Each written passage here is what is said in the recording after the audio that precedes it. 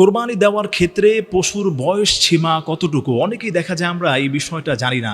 অনেকেই মনে করে যে না, একটা গরু অথবা একটা মহিষ, একটা উট অথবা ছাগল কিংবা ভেড়া দুম্বা কোরবানি দিলেই মনে হয় আমার কোরবানিটা হয়ে যাবে। বিষয়টা এমন নয়।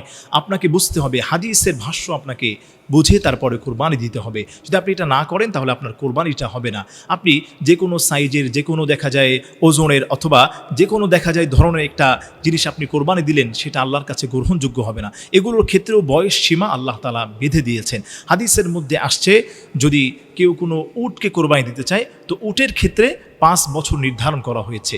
এই 5 বছর বয়সের নিচে কোনো উটকে কোরবানি দেওয়া যাবে না। এবং গরু এবং মহিষের ক্ষেত্রে ধরা হয়েছে 2 বছর, এবং ছাগল দুম্বা এগুলোর ক্ষেত্রে ধরা হয়েছে 1 বছর।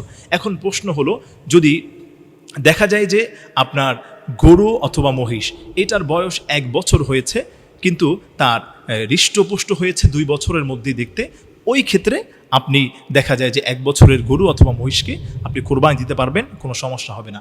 এরপরে হচ্ছে, যদি দেখা যায় কোনো ছাগল কিংবা দুম্বা অথবা ভেড়া তার বয়সটা দেখা যায় যে 1 বছরের কম হয়েছে কিন্তু ওই ক্ষেত্রে তার দাঁতও ওঠেনি কিংবা সে হৃষ্টপুষ্টও না, ওই ক্ষেত্রে তার দ্বারা কোরবানি হবে না। কিন্তু কোরবানি হওয়ার জন্য শর্ত হলো 1 বছর সেটাকে অতিক্রম করতে হবে। হ্যাঁ, যদি এমন হয় যে একটা ছাগল, একটা ভেড়া অথবা দেখা যায় একটা দুম্বা সে হৃষ্টপুষ্ট হয়েছে, তার বয়স 1 বছর হয়নি, ওই ক্ষেত্রে আপনি হৃষ্টপুষ্ট হওয়ার কারণে দেখতে তাকে বোঝা যায় যে 1 বছর অতিক্রম হয়েছে, ওই ক্ষেত্রে আপনি কোরবানি দিতে পারবেন ইনশাআল্লাহ।